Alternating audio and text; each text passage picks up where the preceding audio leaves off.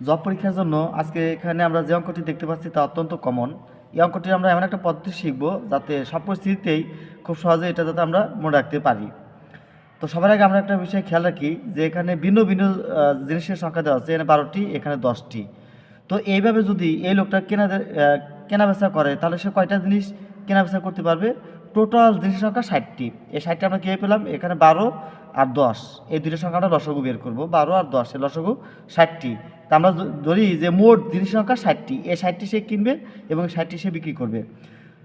10 টাকায় 12টি, তাহলে 60টির ক্রয় মূল্য কত? 5 12 60, 5 10 50, 60টির ক্রয় মূল্য হবে 50 টাকা।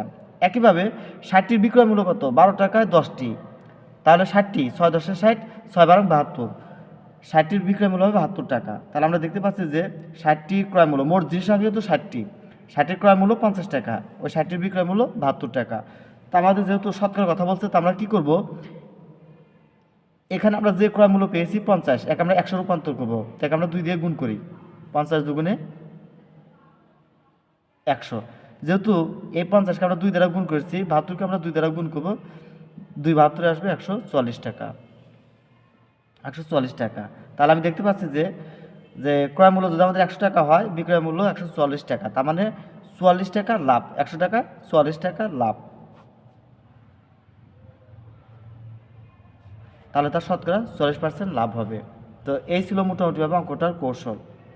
আজকের মতো এখানে বিদায় নিচ্ছি। সেই সাথে এই অনুরোধ করছি, যারা আমাদের চ্যানেলে নতুন এসেছেন অবশ্যই চ্যানেলটাকে সাবস্ক্রাইব করে রাখবেন। ধন্যবাদ সবাইকে।